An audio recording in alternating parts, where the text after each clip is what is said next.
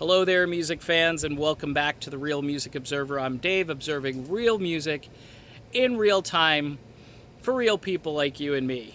There's a duck wandering around in the shot here, so if you see a duck waddling by, no, that's not Meatloaf, that's actually a duck, okay? So don't be afraid of it. You might want to call this video something like, "Hey, Tommy Shaw, why don't you give Dennis DeYoung a call? He's still alive." Okay, that's the title of the video. Something like that. I just got through listening to a huge portion, most of, pretty much the whole thing, the brand new album from Styx called The Mission. It's about going to Mars, and yes, it's a good album. I wanted to not like this album, but this album has a lot of cool, interesting things. Mainly, it throws back to the past, incorporates a lot of David Bowie-isms and Elton John-isms, and Major Tom coming home, Peter Schilling-isms, the mission to Mars, you know, something that has been talked about now for a few years, and if you're Elon Musk, you're planning to do it right away. Now, the big deal about this album is the texture. It comes off as a concept album, which is rather delicious irony considering Dennis DeYoung was the guy who inspired Styx to do concept albums and had these grand visions. Grand Illusion, Kilroy was here, Paradise Theater, just to name three, okay, and possibly more. I think Edge of the Century was a concept album to some degree, but very loosely put together. Look, folks, it's just not my cup of tea to hear Lawrence. Can I call him Larry Gowan? It's just easier. I don't get the Lawrence thing. Call him Larry. Hey, Lair. Lair with the very nasally, I want to be sort of kind of like Dennis DeYoung, but I'm really not. The Electric Light Orchestra Part 2 actually had a guy who sounded like Lawrence Gowan. I didn't like his voice that much, but he didn't sing all the time, and it was just ELO Part 2, and nobody really cared except for people who were pissed off that they were still carrying the ELO name around with them. Gowan is just not...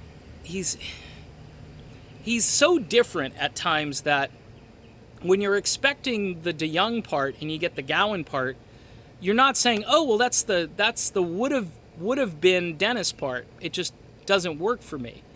There's several tracks where I kept envisioning either a Dennis harmony, a Dennis vocal, a straight out, flat out vocal.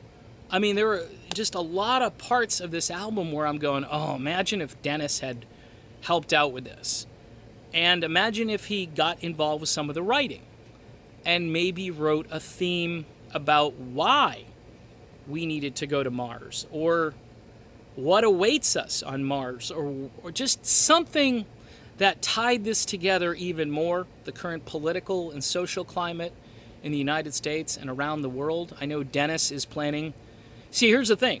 Dennis is planning to write some songs, and he's not just doing sort of this self-indulgent Dennis stuff.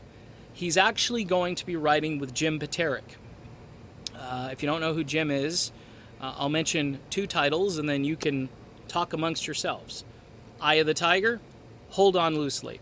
Okay, so you've got enough classic rock right there, you know, sort of the royalty of rock. This guy knows how to write songs. Of course, he was in a band called the Ides of March and did a tune called Vehicle, which is another classic, older tune. And then, of course, the stuff with Survivor. Jim Paterick is all over that.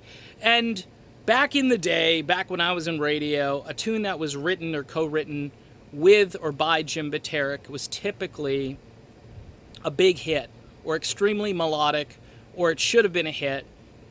So Dennis is working with the likes of Jim Paterick in the future. Now, it would be cool, though, if Tommy Shaw just picked up the phone and said, "Hey, Dennis, I think, you know, it's time. It's time we get back together. You're sounding great. You've got this great band. You are, I think, better than Styx is." And he's got to admit that. On any given night, a DDY show is going to be more like a Styx concert than Styx. The reason is it's easier to replace Tommy Shaw than it is to replace Dennis DeYoung. To replace Tommy Shaw, you got to get a guy with shaggy hair, and you got a guy who kind of sings higher falsetto, sort of young looking, which even at Tommy's age, he looks good. And Dennis did that. This dude, August Zandra, I don't know his last name, something like that. All you gotta do is go back and watch Dennis DeYoung concert video from a couple years ago, and I tell you, this dude, he just nails it. And to the point like where you're, okay, so I guess I don't need Styx after all. But as far as creating new music, I give Tommy Shaw credit for having the passion and wanting to do a new album. It's rather ironic that he's doing a concept album. It's almost like, hey, I want to out Dennis. And Dennis is on the other side, I think, saying, you know what? That's good, but I can top that. So you may see some real creativity from Dennis DeYoung on his next musical offering. But the point of this video is just to say, guys, get it together. I mean, JY, just put your biases away. If you don't want Dennis to control the band, then I guess you don't want to make money. I guess that's pretty much what I'm trying to say here. Dennis DeYoung's guidance and judgment while he was with Styx, I think it all worked out pretty well, don't you? I mean, the guy wrote or co-wrote huge songs. He sounds amazing, even to this day, and he's a smart businessman. So, all I gotta say is this. It's time.